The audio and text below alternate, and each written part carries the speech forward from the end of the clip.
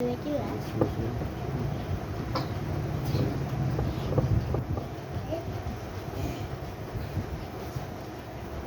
प्रिय बंधूंनो आणि भगिनींनो, आपण आपलं जे मागचं व्हिडिओ होतं त्याच्यामध्ये सूर्य बकरा जे आहे त्याच्यामधले काही श्लोक आणि त्याच्यामध्ये दिलेला जे संदेश आहे ते पाहिलं होतं. तर मागच्या व्हिडिओमध्ये आपण जे पवित्र ग्रंथ आहे पुराणी मजीद त्याच्यामधलं सूर्य बकरा जे आहे अध्याय क्रमांक 2 त्याच्यामधले श्लोक क्रमांक 98, 99, 100 आणि 101 पाहिले होते. आणि आपण पाहिलं होतं की जे श्लोक क्रमांक 98 आहे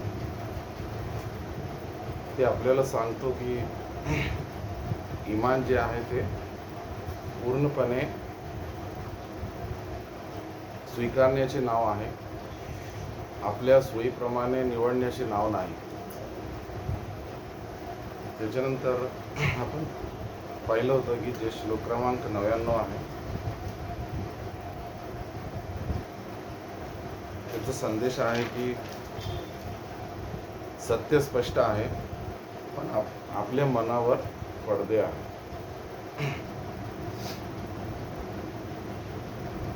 त्याच्यानंतर श्लोक क्रमांक 100 जे आहे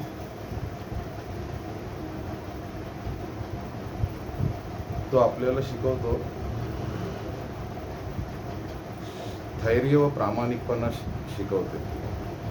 आणि जे श्लोक क्रमांक 101 आहे तर हा श्लोक बजावते की माहितीपेक्षा नम्रता आणि अंमल अधिक महत्त्वाचे आहे. आता आज आपल्याला हे श्लोक क्रमांक जे आहे 102 पाहायचं आहे. सूर्य बकरा जे आहे श्लोक अध्याय क्रमांक 2 यामधलं. तर याचा मराठीत अर्थ असा होतो की आणि त्यांनी त्या गोष्टीचे अनुसरण केले ज्या सैतान लोकांनी सुलेमान अलैहिस्सलाम यांच्या राज्याबद्दल सांगितले. सुलेमान अलैहिस्सलाम यांनी कुठलाही कुफ्र किंवा अविश्वास केला नव्हता, पण सैतानांनी कुफ्र केला. ते लोकांना जादू शिकवत होते. तसेच बाबेल येथे हारूत आणि मारूत या 2 देवदूतांवर अवतरविण्यात आलेल्या गोष्टी शिकवत होते. ते दोघे कोणालाही काही शिकवण्यापूर्वी म्हणत आम्ही तर एक परीक्षा आहोत, तुम्ही कुफ्र करू नका. तरी लोक त्यांच्याकडून अशी गोष्ट शिकत असत ज्यामुळे पती पत्नीमध्ये फूट पडते आणि अल्लाहच्या परवानगीशिवाय ते कोणालाही नुकसान पोहोचू शकत नव्हते. आणि ते असे शिकत होते जे त्यांना हानी पोहोचवत होते आणि काहीही फायदा देत नव्हते. आणि त्यांना चांगले ठाऊक होते की जो हे स्वीकारेल त्याला परलोकात काहीही हिस्सा मिळणार नाही. किती वाईट व्यवहार त्यांनी आपल्या जीवांसाठी केला. काश त्यांनी हे जाणले असते. आता या श्लोकाचं स्पष्टीकरण हजरत सुलेमान अलैहिस्सलाम यांच्यावरचा आरोप. काही लोकांनी असा खोटा आरोप केला की त्यांचे राज्य जादूवर आधारित होते, परंतु सर्वश्रेष्ठ अल्लाह स्पष्ट सांगतात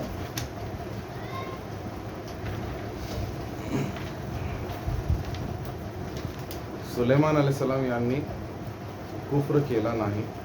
ते अल्लाहचे नबी होते, पैगंबर होते आणि त्यांना मिळालेली सत्ता ही अल्लाहकडून चमत्कार स्वरूपात होती. नंबर 2 जादू आणि शैतान. शैतानांनी लोकांना जादू शिकवले. जादू ही इस्लाममध्ये गंभीर पाप मानली जाते. प्रेषित मोहम्मद म्हणाले 7 नाश करणाऱ्या गोष्टींपासून सावध राहा. त्यात यांनी जादूचा उल्लेख केला. ही जी हदीस आहे ही सही बुखारी शरीफ आणि सही मुस्लिम शरीफमध्ये उल्लेख केलेली आहे. नंबर 3, हारूत आणि मारूत. बाबिल किंवा बाबिलॉन येथे 2 देवदूत पाठवले गेले. ते एक परीक्षा होते. ते स्पष्ट इशारा देत असत, आम्ही परीक्षा आहोत, कुफ्र करू नका.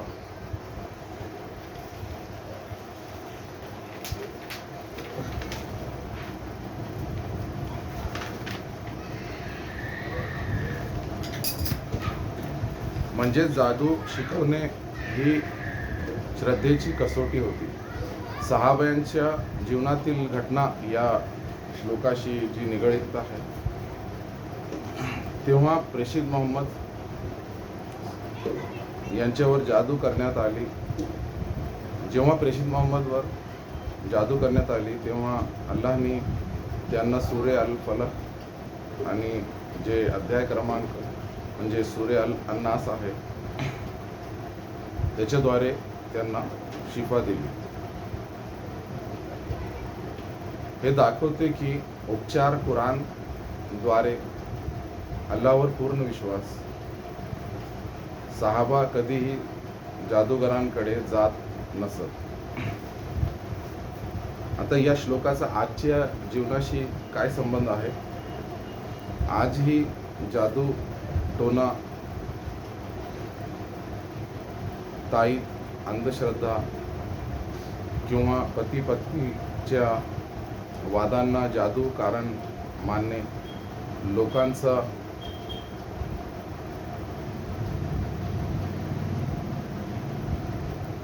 जे भिंदू किंवा भोंदू बाबांवर विश्वास.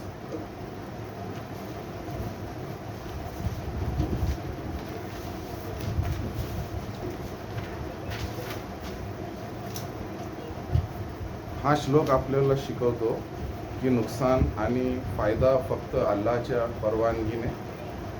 नंबर 2, जादू शिकणे आणि करणे गंभीर पाप. आणि नंबर 3, खरी सुरक्षा म्हणजे नमाज, कुरान आणि दुआ. आता या श्लोकाचा मुख्य संदेश आहे की नबी जे सुलेमान अलैहिस्सलाम निर्दोष होते. नंबर 2, जादू ही श्रद्धेची परीक्षा आहे. नंबर 3, शैतान लोकांना चुकीच्या मार्गावर नेतात.